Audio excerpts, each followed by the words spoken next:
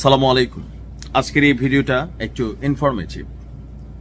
নির্বাচন আগামী 12ই ফেব্রুয়ারি। তো এর আগে যে বিষয়গুলো নিয়ে সোশ্যাল মিডিয়াতে ট্রল হচ্ছে বা নানান বক্তব্য, আলোচনা, সমালোচনা তৈরি হচ্ছে, এর মাঝখানে হচ্ছে জনাব তারেক রহমানের 31 দফা নির্বাচনকে কেন্দ্র করে 2023 সালে তিনি যে রাষ্ট্র মেরামতের 31 দফার কর্মসূচি দিয়েছিলেন, সের মধ্যে একটা হচ্ছে যে ইলেকট্রনিক ফ্যামিলি কার্ড, অর্থাৎ যে ছবিটা আপনারা দেখেছেন বা বিভিন্ন প্রোগ্রামে দেখেছেন। এই ফ্যামিলি কার্ডটা আসলে কি, এমনকি এই ফ্যামিলি কার্ডটা কিভাবে পাওয়া যাবে, বিএনপি যদি পাশ করে কত পরিবারকে দেওয়া হবে, এক পরিবার কত হাজার টাকা পাবেন, এমনকি এই টাকা তারা কিভাবে খরচ করবেন, এমনকি কারা পাবেন, 4 কোটি পরিবারকে একসাথে পাবেন নাকি ধাপে ধাপে পাবেন, কারা এটার জন্য উপযুক্ত হবেন, অনুপযুক্ত হবেন, এই বিষয়গুলি। তবে উদ্যোগটা প্রশংসনীয়। বাংলাদেশের গরিব যেই পরিবারগুলো আছে, সাধারণ পরিবার, সেই পরিবারের মায়েদের চিন্তা কমাতেই আসলে বিএনপির উদ্যোগ হচ্ছে এই ফ্যামিলি কার্ড। জনাব তারেক রহমান মনে করে দারিদ্র দূর করতে হলে রাষ্ট্রকে সরাসরি নারীর পাশে দাঁড়াতে হবে, কারণ নারী শক্তিশালী হলে পরিবার শক্তিশালী হয়, আর পরিবার শক্তিশালী হলে রাষ্ট্র শক্তিশালী হয়।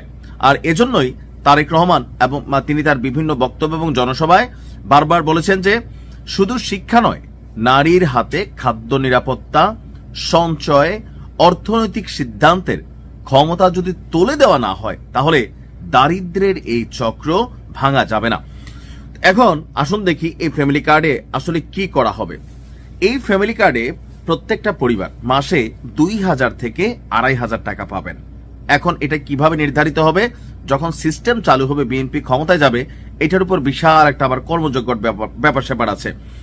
এই সহায়তা কিভাবে আসবে, হয়তো নগদ অর্থ হিসাবে এই কার্ডের মধ্যে আপনি পাবেন, লাইক ব্যাংকের যেই চেক কার্ড আছে বা ডেবিট কার্ড আছে, ওইরকম আপনি এটিএম বুথ থেকে তুলতে পারবেন, কোনো ব্যাংকে অ্যাকাউন্ট হবে, অথবা এই কার্ডটা যেহেতু ইলেকট্রনিক কার্ড, কোনো একটা দোকানে ওই যে টিসিবির পণ্যের মতন এরকম একটা প্রত্যেক জায়গায় কোনো দোকান থাকবে, ওইখান থেকে আপনি এই কার্ডের মাধ্যমে খরচ করতে পারবেন, যেমন চাল, আটা, ডাল, ভোজ্য তেল বা আরো বিভিন্ন জিনিস।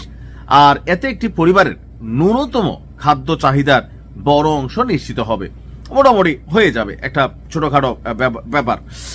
খাবারের পেছনে মাসিক ব্যয় কমে গেলে পারিবারিক ব্যয় স্বস্তি পাবে, আর সেই স্বস্তির কেন্দ্রবিন্দুতে থাকবেন নারী, আর যার জন্য এই ফ্যামিলি কার্ড। এই কর্মসূচি হঠাৎ করে সারা দেশে 4 কোটি পরিবারকে দেওয়া হবে না। স্বচ্ছতা, কার্যকারিতা নিশ্চিত করে প্রতিটি বিভাগে একটি করে উপজেলা নিয়ে পাইলট প্রকল্প চালু করা হবে, অর্থাৎ একটা ছোট আকার একটা প্রকল্প চালু করা হবে।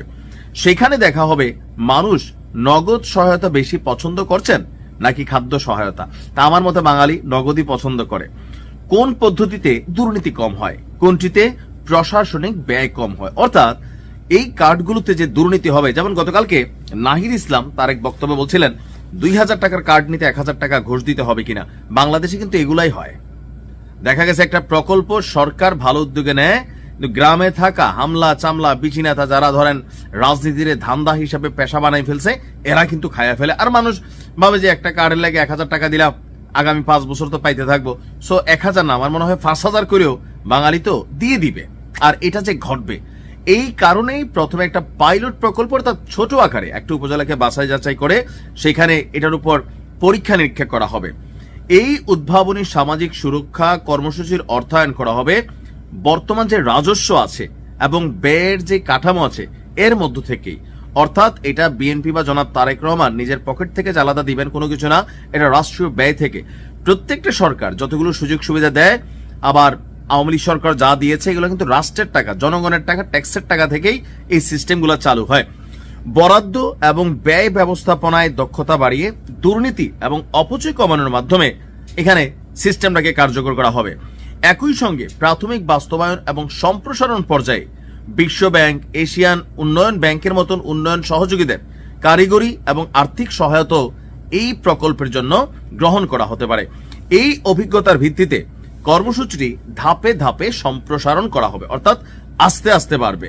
প্রথমে আপনার 50 লাখ পরিবার সারা দেশ থেকে, এরপরে ধাপে ধাপে 4 কোটিতে যাবে। তার মানে একটু সময় লাগবে, তবে সিস্টেমটা খারাপ না যদি দুর্নীতি এবং ধান্দাবাজি এটাতে বন্ধ করা যায়। হয়তো 2500 টাকা 2000 টাকা কিছুই হবে না, বাট অনেক কিছুই হবে আবার ছোটখাটো হিসাবে একটা ফ্যামিলির জন্য। ভালো থাকুন। আসসালামু আলাইকুম।